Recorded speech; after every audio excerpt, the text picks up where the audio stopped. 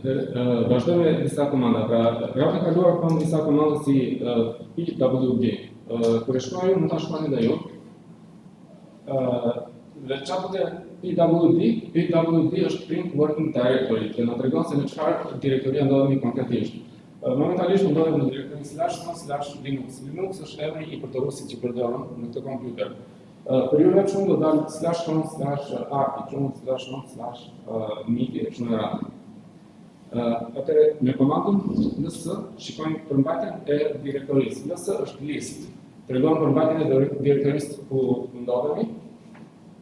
Mund të bëjmë kështu ls/bin. Kjo /bin është direktoria që mund të listojmë. Pra, ls pa argument liston direktorin ku ndodhemi, current working directory. ls me një argument liston përmbajtjen e kësaj direktorie. Pra, kjo është përmbajtja e direktorisë /bin. Mund të listojmë edhe disa direktori me anë të komandës ls. Për shembull ls/bin /b pastaj vën bosh /bin /c. Atëherë, ajo do listojë gjithë skedarët që ndodhen këtu dhe gjithë skedarët që ndodhen këtu. Tani, kjo është /bin, b yll do të thënë që fillon me b. Gjithë skedarët që fillojnë me b, edhe yll do të thënë çfarë do lloj shkronjash të tjera. Edhe gjithë skedarët që fillojnë me c, edhe çfarë do lloj shkronjash të tjera. E shkruajmë? Ja për enterun, edhe për nxjerr krahun, që ta shkruajmë të provojmë. Atëherë, po të shikojmë, tu kemi vetëm skedarët që fillojnë ose me b ose me c. Ja, nëse e nxjerrim gjithë listimin, nëse e shfaqim gjithë listimin me scroll, shikojmë këtu është për shembull që fillon me c.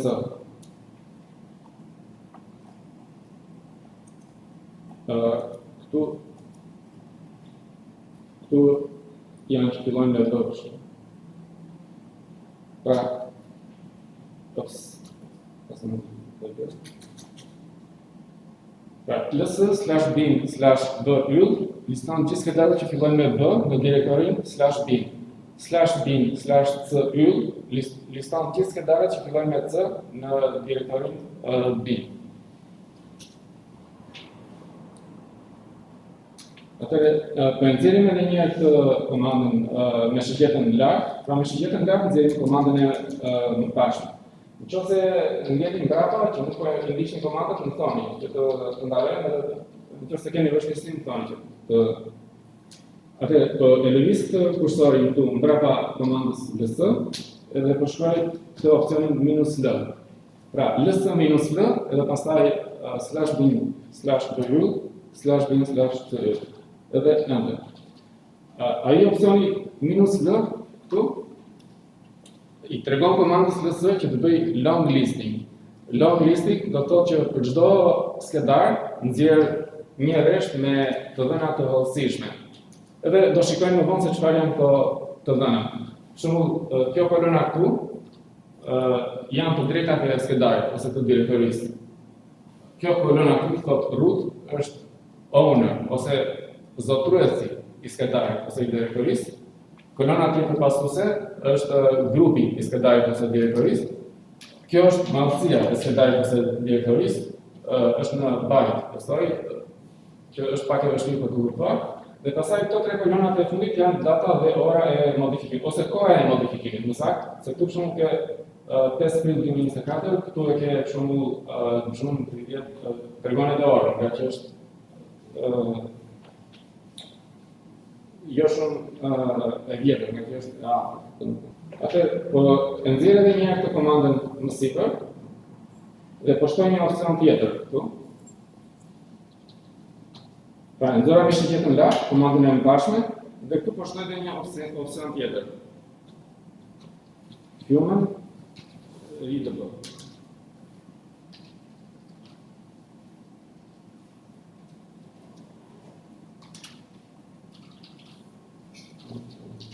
Edhe jap enter.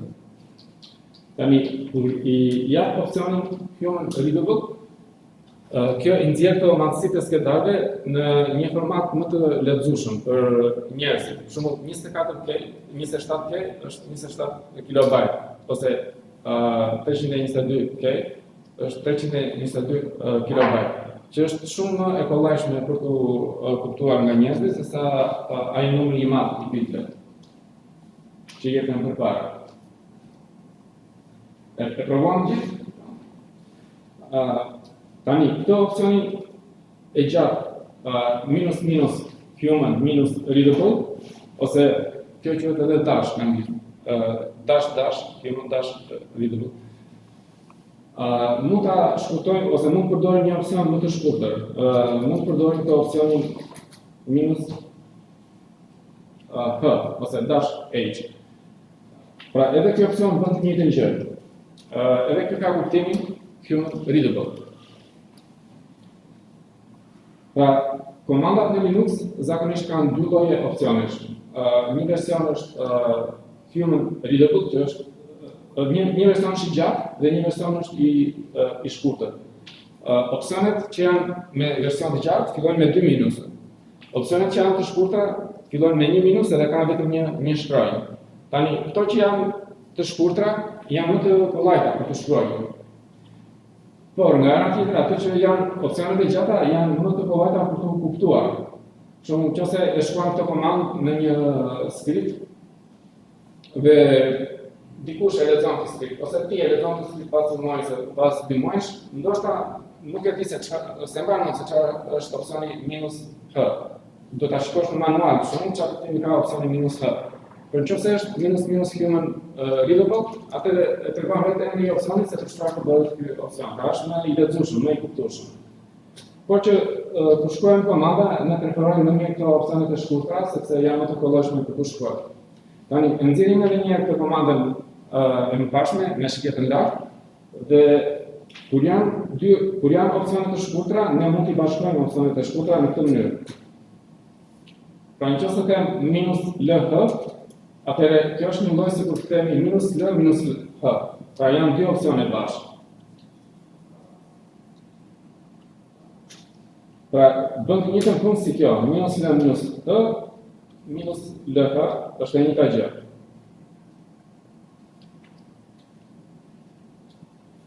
Pra mund t'i bashkojmë dy opsione. Mund të bashkojmë këto opsionet e shkurtra, se opsionet e gjata nuk e necesitet si t'i bashkosh. Nga që këto janë vetëm një shkronjë, opsionet e shkurtra janë vetëm një shkronjë, mjafton të shkruash një minus edhe emrat e opsioneve në radhë që do të përdorësh.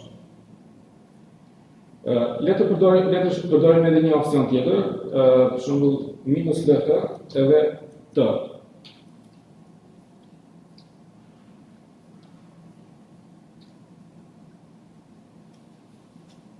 Tani çfarë kuptimi ka ky opsioni t? Opsioni minus t ndryshon renditjen e skedarëve që dalin në ekran. Zakonisht skedarët renditen sipas rendit alfabetik. Rendi alfabetik do të thënë rendi I shkronjave sipas emrit të skedarit. Do të thënë në fillim dalin ato që janë me b, pastaj dalin ato që fillojnë me c e kështu me radhë. Pra zakonisht renditja e skedarëve që bën komanda ls është sipas rendit alfabetik. Por nëse shtojmë të opsionin minus t, atëherë bën renditje sipas kohës së modifikimit të skedarit. Dhe po të shikojmë këtu kemi 2024, 2024, 2023, domethënë ato skedarët që janë më të rinj dalin në fillim, ata që janë më të vjetër dalin në fund. Pra këtë e bën opsioni t, që I rendit sipas kohës së modifikimit. Tani, tek ky opsioni t, ne mund të shtojmë edhe një opsion tjetër, r. Dhe opsioni r ka kuptimin reverse.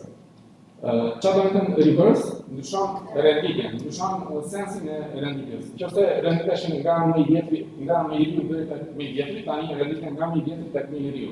Kështu po të shikosh kohën e modifikimit të këtyre skedarëve të fundit është June 30. Do të thënë, këto janë skedarët më të rinj, që kanë kohën e modifikimit më të re. Ato më të vjetra dalin në krye të listës.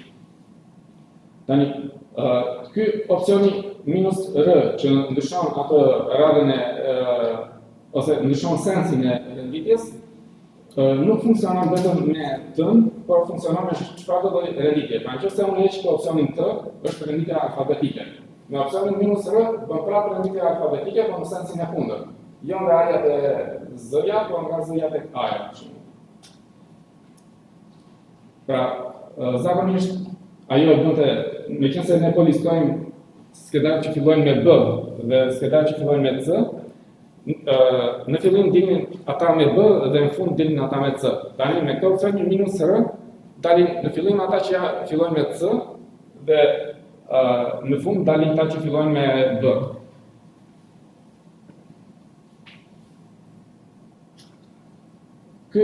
Edhe ky opsioni minus R ka një formë më të gjatë. Pra, minus R është forma e shkurtuar, kurse forma e gjatë është minus minus reverse. Pra, si të kemi minus R, si të kemi minus minus reverse, për këtë komandë, për komandën ls është e njëjta gjë. Pra, opsioni minus t dhe opsioni minus minus reverse janë ekuivalent për komandën ls. Edhe për komanda të tjera, po opsionet janë në varësi të komandës. Do të thënë, çdo komandë njeh disa opsione. Një komandë tjetër mund të njojë të njëjtat opsione, por mund të njojë disa opsione të tjera, ose një program tjetër. Tani, po përdor komandën clear që të pastroj ekranin. Edhe fillojmë në krye të ekranit. Bie pa me komandën cd, që ka kuptimin change directory. Dhe bën që ne të ndryshojmë direktorin ku ndodhemi. Nëse them cd/bin, atëherë kjo ka kuptimin shko tek direktoria /bin, pra ndryshon direktorin dhe shko te kjo direktori. Me print working directory ne shohim që ndodhemi në këtë direktori /bin.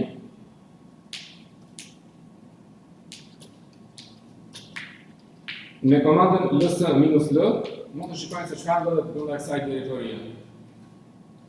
Dhe zakonisht kjo direktoria /bin ka skedar binar. Skedar binar janë programe që janë ose komanda ose programe të tjera. Çdo program është një komandë, pra kur ekzekutojmë është kryet si komandë.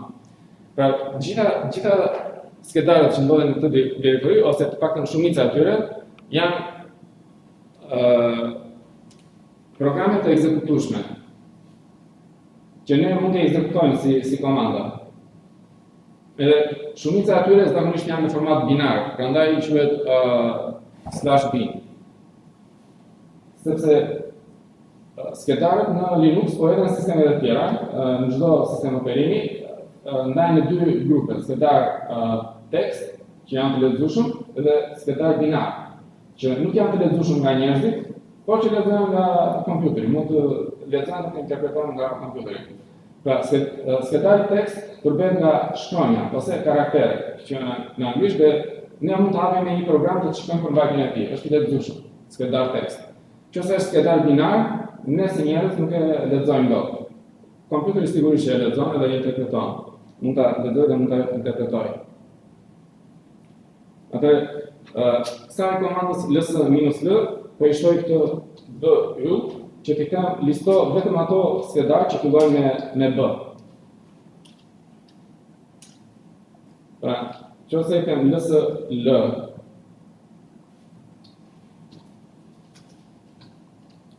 edhe b-yll, i them që më listo gjithë skedarët që fillojnë me b.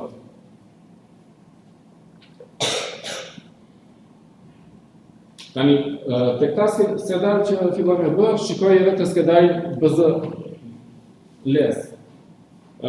Bz-les. Qofse i them ls-l,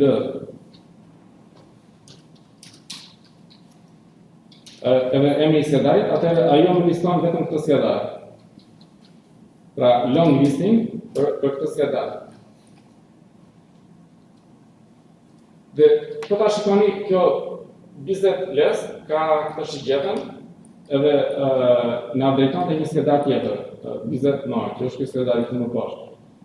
Kjo quhet link, quhet një simbolik link. Pra nuk është vetë skedar, po është një link për të një skedar tjetër.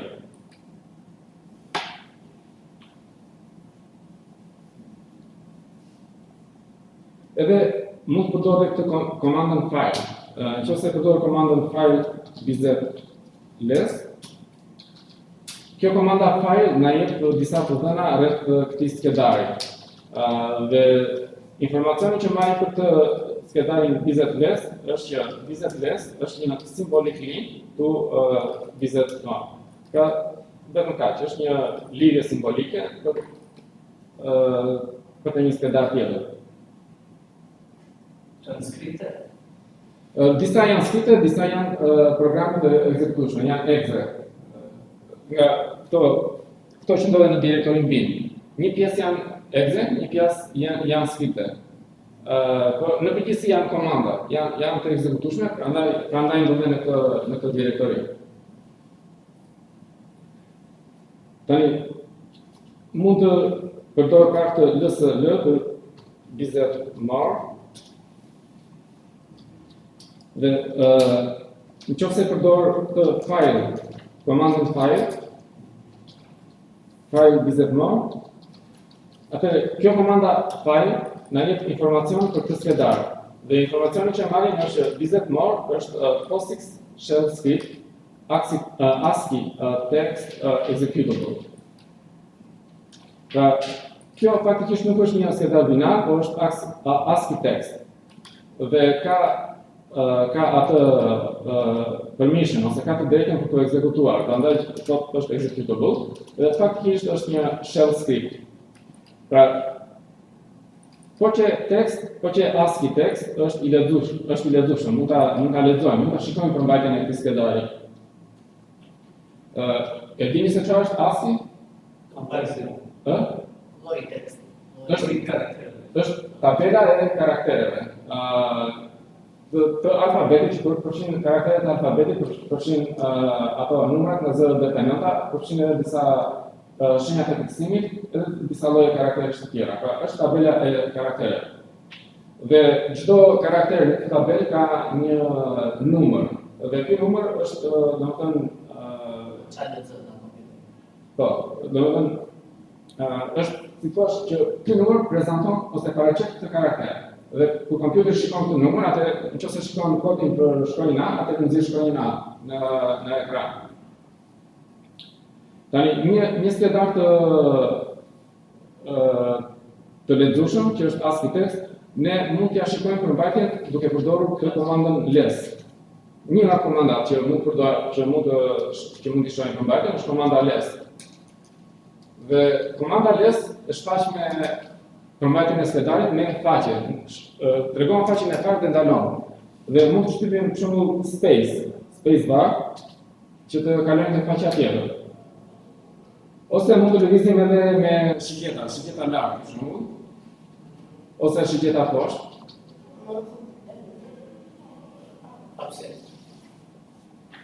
Po, dhe nëse arrin në fund për shembull, thot M që s'ke shkon më poshtë.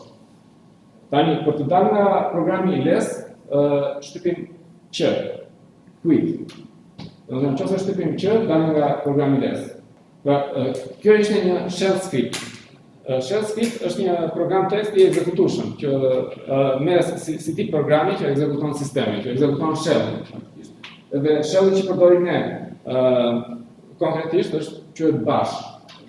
Burn again shell, kështu e ka emrin. Është një nga llojet e shell-eve, sepse ka edhe disa lloje të tjera shell-sh, por është më i përhapur dhe prandaj përdorim atë. Atë këtu tek direktoria bin, tek skedari që fillon me B, shikojmë edhe këtë skedarin bash. Skedari bash është ajo që thash unë, është shell-i që po përdorim ne momentalisht për të në këtë terminal. Shell-i është ai që merr një komandë, e interpreton pak, ja kalon sistemin të operimit për ekzekutim, edhe nxjerr outputin në ekran. Pra, ky programi që përdorim ne për të komunikuar me kompjuterin, që japim komanda që shfaq këtë promptin e kështu me radhë, është bashi momentalisht. Le të shikojmë me komandën file shikojmë se çfarë lloj skedari është ky bash. Pra fajl bash na tregon disa informacione rreth këtij skedari. Dhe këtu shikojmë ca gjëra të komplikuara që tregojnë që ky është një executable, është një program exe. Edhe disa informacione tjera rreth mënyrës së kompilimit e kështu me radhë. Pra, në përgjithësi kjo tregon që është një skedar i ekzekutueshëm. Edhe një skedar i ekzekutueshëm është skedar binar dhe nuk mund ta shohim përmbajtjen e tij. Nuk mund ta lexojmë. Nuk është i lexueshëm nga njerëzit. Ne mund ta provojmë kështu me komandën les që të shfaqim përmbajtjen e tij. Po e para një vetë komanda les shikon që ky nuk është tekst dhe të jep një paralajmërim. Maybe a binary file, see it anyway, ja po I them yes. Edhe shikojmë garbage, nuk ka gjë të kuptueshme. Domethënë nëse njerëz nuk e kuptojnë. Sigurisht kompjuteri mund ta interpretojë, mund ta ekzekutojë dhe ta interpretojë. Ku ndryshon cat nga les? Do kalojmë edhe te komanda cat shfaq përmbajtjen e një skedari në ekran, gjithë përmbajtjen e skedarit. Kur I them catën, ai na shfaq gjithë skedarin në ekran. Edhe mbaron del prompti. Kurse komanda les e shfaq në faqe. Shfaq faqen e parë, edhe pret derisa mund të shkruaj për shembull spacebar, kaloj te faqja tjetër, ose mund të lëviz lart poshtë me shigjeta lart, shigjeta poshtë, edhe në fund dal me kjo. Pra komanda les është më interaktive dhe e shfaq faqe. Kurse komanda cat nuk është interaktive. E nxjerr gjithë përmbajtjen e skedarit dhe mbaron vetë promptin. Kur është një skedar I vogël, kjo është okay. Kur është një skedar I gjatë, nuk arrin ta shikosh gjithë, duhet të lëvizësh me scroll që ta shikosh. Tani po e përdorim të komandën file, për çfarë përdorim komanda file? Është për të treguar detajet e një skedari. Po, edhe po I them këtë etc. Atëherë kjo thotë që etc është /etc është direktori. Pra, edhe në këtë rast, thjesht tregon tipin e këtij skedari ose thjesht thotë që është një direktori. lsl/etc/passwd.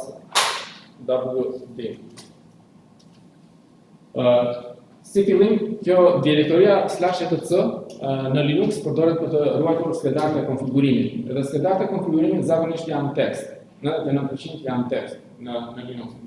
Kjo direktoria /bin ishte për skedarët e ekzekutueshëm, që janë ose programe, exe ose shell skripte të ekzekutueshme. Kurse /etc zakonisht përdoret për skedarët e konfigurimit. Një nga skedarët e konfigurimit është ky password. /etc/password. Tani nëse e shikojmë përmbajtjen e këtij me file, na thotë që është ASCII text. ASCII text do të thënë që është I lexueshëm. Atëherë, meqense është I lexueshëm, unë po shtyp shiqetën lart, do nxjerr të komandën dhe po shtyp Ctrl A që të shkojë në fillim të komandës. Po shtyp Alt D që ta fshik të komandë, ta fshik të fjalë. Alt D dhe po shkruaj komandën les, sepse dua të shikoj përmbajtjen e këtij skedari. Pra, me këtë rast po mësojmë edhe disa keyboard shortcuts, që quhen që përdoren për të lehtësuar vënien e komandave. Pra, me shigjetën lart nxjerrim komandën e mbarshme. Pastaj me Ctrl A shkojmë në fillim të rreshtit.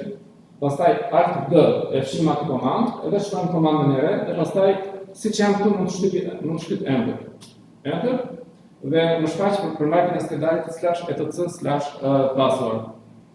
E tregon edhe këtu emrin e skedarit. Tani ky është skedari që mban ato accounts ose llogarit e përdoruesve. Por nuk ka vetëm llogarit përdoruesish, por ka edhe llogarit që përdoren nga programet e tjera që janë të instaluara. Në këtë kompjuter ku jam unë, është vetëm ky përdorues. Në kompjuterin që po përdorni ju, mund të shikoni që përdoruesit në fund. Shumë, nëse shkoni në fund të skedarit, shikoni përdoruesit që janë krijuar në sistem. Shumë, po të shtypësh space, shkon deri në fund, aty në fund janë përdoruesit që janë krijuar në këtë sistem. Dhe për çdo përdorues ose për çdo account është një rresht.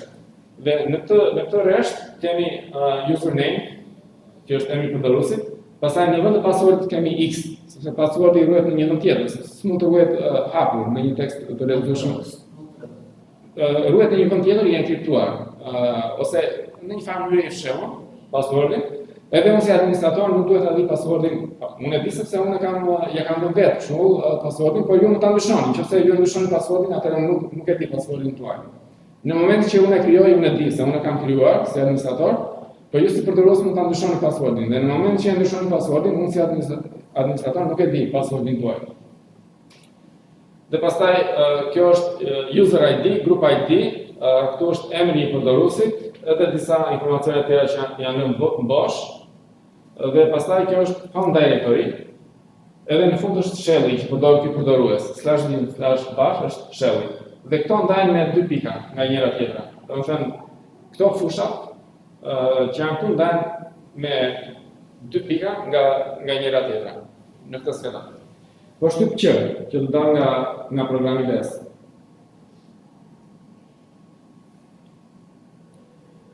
Një direktori tjetër e zakonshme në Linux është sbin. Sbin është e ngjashme me direktorin bin. Çfarë bën direktoria bin? Mban skedar binar që zakonisht janë programe të ekzekutueshme. Po sbin prapë mban skedar të ekzekutueshëm ose programe, por që janë për menaxhimin e sistemit kryesisht.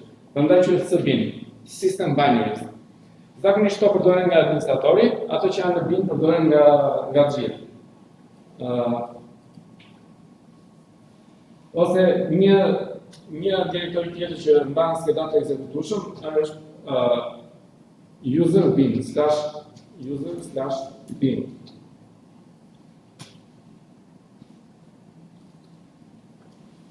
/user/bin. Pra edhe kjo mbaron me bin, po ndodhet në këtë direktorin user. Edhe programet që ndodhen në këtë direktori user kanë një farë specifike, domethënë që janë instaluar më vonë, nuk janë programe thelbësore të sistemit, por janë instaluar më mbrapa, pas instalimit të sistemit. Edhe po ashtu edhe sbin, kemi direktorin /user/sbin. Edhe kjo ka skedar të ekzekutueshëm. Kemi edhe direktorin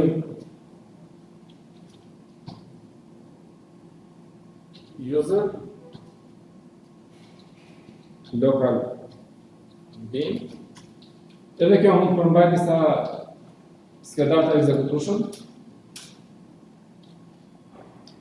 Këto kanë një farë dallimi nga njëra tjetra ose një farë kategorizimi, prandaj instalojnë në direktori të ndryshme, por që për ne nuk ka shumë rëndësi si përdorues. Thjesht ta dimë që në këtë lloj direktorish zakonisht ato që mbaron me bin ose me sbin janë programe ose skripte të ekzekutueshme.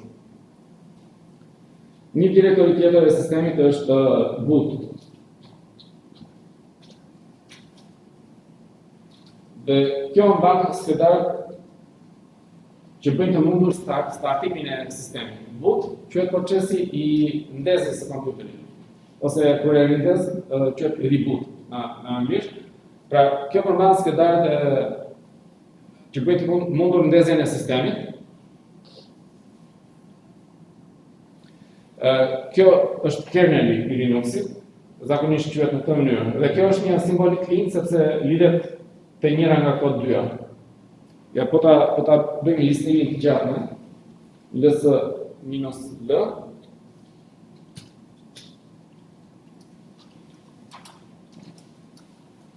Shikojmë që kjo është një simbolik link, te kjo e dyta, që është më e vjetër, është version më i ri, sepse kjo është -51, kjo është -62. Pra, ky është kerneli i fundit që është instaluar, Po ndërkohë ajo mban edhe kernelin e mëparshëm, që në rast se ka një problem me kernelin e fundit, ti ta ndryshosh konfigurimin dhe ta startosh kompjuterin me kernelin e mëparshëm. Dhe kjo init.rd.image është imazhi i sistemit që ngarkohet në RAM gjatë procesit të startimit. Thjesht për një uri edhe për të pasur një farë ideje. Pastaj në këtë direktorin boot kemi edhe direktorin group. Kjo direktoria group mban atë menun që starton sistemin. Dhe nga menuja ti mund të startosh Windows, ose mund të startosh Linuxin, ose mund të startosh një Linux tjetër, ose ke instaluar disa bootloader. Pra kur vendes kompjuterin, të del një menu. Aty, thotë që starto Linuxin, ose starto Windowsin, ose starto për Linuxin tjetër, ose bëj memory test, ose ka disa opcione. Kjo menu është grup që e nxjerr këtë menu. Ky program. Edhe këto janë skedarët e konfigurimit që bëjnë të mundur që tregon se çfarë do dalë atje te menuja. Kemi këtë direktorin dev, ls/dev. Kjo dev përmban disa skedar special. Mund ta shikojmë që edhe ngjyra është ndryshme nga skedarët e tjerë, sepse janë lloj tjetër skedarësh. Dhe këto kanë lidhje me pajisjet që ndodhen në këtë kompjuter. Pra, kompjuteri ka disa pajisje fizike. Për të komunikuar me këto pajisje fizike, sistemi përdor e para çdo pajisje ka një driver dhe e dyta në Linux këto paraqiten si një lloj skedari, por që është skedar special, skedar i veçantë. Për shembull, SDA është paraqet diskun, paraqet hard diskun. SDA1 është pjesa e parë e diskut, ose particioni i parë. SDA2 është pjesa e dytë e diskut. Pra, ky disk që ka të instaluar ky kompjuter është ndarë në dy pjesë. Dhe disku i parë quhet SDA, nëse ka një disk të dytë, nëse ka dy hard diskë, do quhet SDB, për shembull. Nëse më fut një USB, që edhe kjo trajtohet si një lloj disku, në sistem der si SDC. Pra ABC, SDA, SDB, SDC. Dhe këto janë SDA1, SDA2 është particioni i parë i diskutar, particioni i dytë i diskutar e kështu me radhë. Dhe këto TTY janë terminale, edhe ka lloje të ndryshme pajisjesh. Për shembull, në këtë direktorin SND, besoj që të vjen për soundin, e kështu me radhë. Soundi janë speakera ose dosje. Pra, për çdo pajisje aty kemi një skedar special që paraqet këtë pajisje dhe sistemi përdor këtë skedar për të komunikuar me këtë pajisje. Çfarë do të thonë komunikim? Komunikim do të thotë që dërgon të dhëna ose merr të dhëna, ose edhe merr dhe dërgon. Për shembull, nëse kemi një keyboard, nga keyboardi mund vetëm të marrë të dhëna, pra vetëm lexon. Nëse kemi një monitor, në monitor vetëm mund të shfaqim të dhëna, mund të dërgojmë. Nëse kemi një kartë vjetër, për shembull, nga karta vjetër edhe mund të lexojmë, edhe mund të dërgojmë të dhëna. Edhe mund të marrim, edhe mund të dërgojmë. Po kështu edhe nga disku. Nëse është në disk, edhe mund të marrim dhëna dhe mund të dërgojmë, mund të çojmë. Në direktorin home /home ndodhen direktoritë e përdoruesve. Në këtë kompjuter që kam unë, është vetëm një përdorues Linux, ju keni aty nga një direktori për secilin përdorues. Besoj po. Pra nëse bëni /home, okay. Secili i baka për direktorin i institutit janë ndërta të që nuk po. Ose mënyra se si është butuar. Sepse këta kompjutora faktikisht butohen nga ky. Ky është kompjuteri kryesor për instaluar Linuxin. Dhe kur butohen kompjuterat e tjera, butohen nga rrjeti. Në momentin që nisën kompjuteri shkruhet 11, në shtyp disa herë, dhe aty menuja e votimit, nga të sa proshon këtëri, të zgjedh atë kartën e rjetit, që do të tosh nga kartë e rjetit, dhe ajo butohet nga rjeti në atë të kampionit. Në do ishtë parë lista. Po. Parë të kodim, do të lista e Po.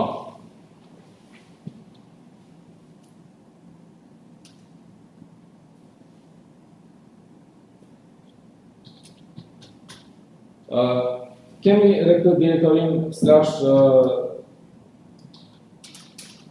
lib. Kjo mban librari të sistemit. Librari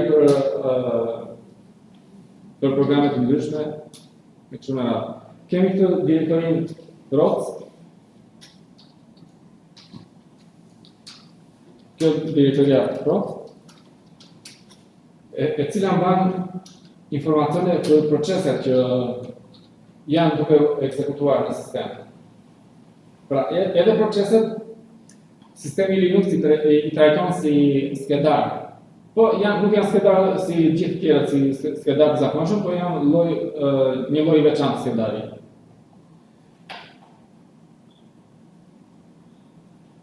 Për shembull, një nga këta skedarët këtu në direktorin prof është edhe CPU info. Pra, nëse bëj ds/prof/CPU info, ja po e bëj edhe në opcionin -l. Si mendoni, çfarë mban ky skedari CPU info? Të dhënat e CPU-s. Si mund ta shikojmë përmbajtjen e këtij skedari? Po, me les. E para mund të përdorim këtë file që të shikojmë se çfarë lloj tipi skedari është. Ajo thotë empty sepse është një lloj i veçantë skedari. Faktikisht këto dëna merren direkt nga kerneli. Nuk është një skedar që mund ta shkruajmë ose mund ta shkruajmë, por që mund ta lexojmë. Edhe duke përdorur komandën les, mund të shikojmë përmbajtjen e tij. Në rastin tim, për këtë kompjuter është procesori është Genuine Intel, e kështu me radhë, dhe edhe tjera lloji modelit, e tjera. Në rastin tuaj mund të jetë pak më ndryshe sepse janë lloj tjetër kompjuteri. Edhe nga les, tani pse mund tani gjithë këto procesor 6, procesor 7 e kështu me radhë? Sepse ka një procesor mund të ketë disa core. Core janë si pjesë të pavarura të procesorit. Kjo ka 8 që se fillon nga 0, 0, 1, 2, 3, 7, kjo ka 8 core. Nuk e di si është për kompjuterat, kush sa core ka të tili, po.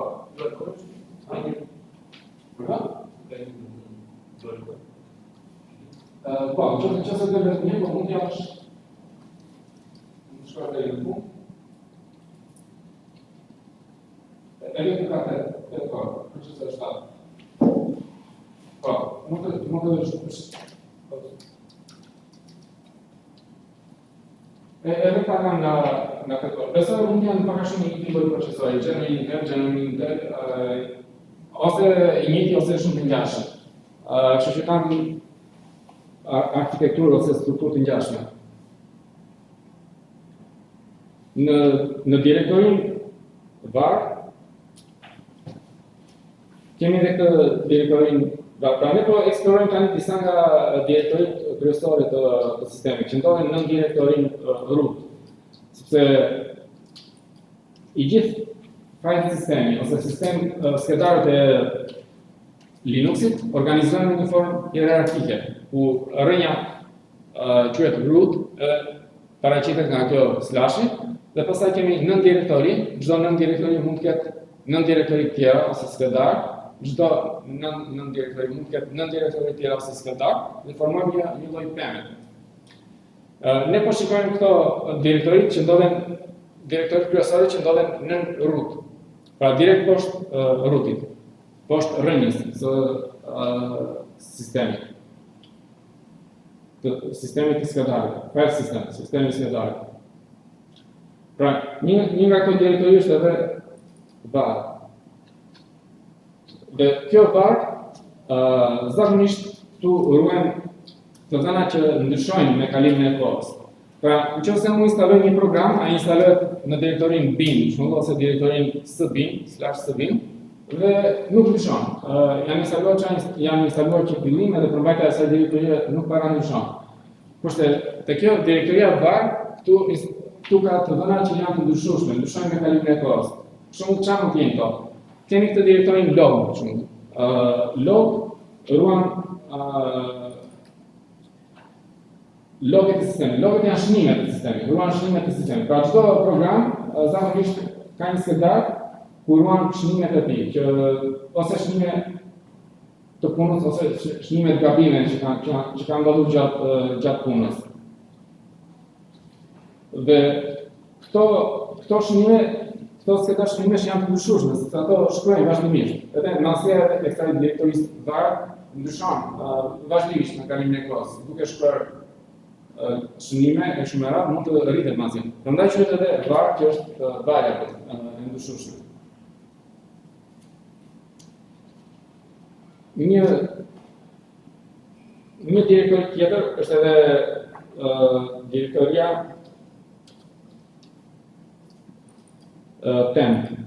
TMP.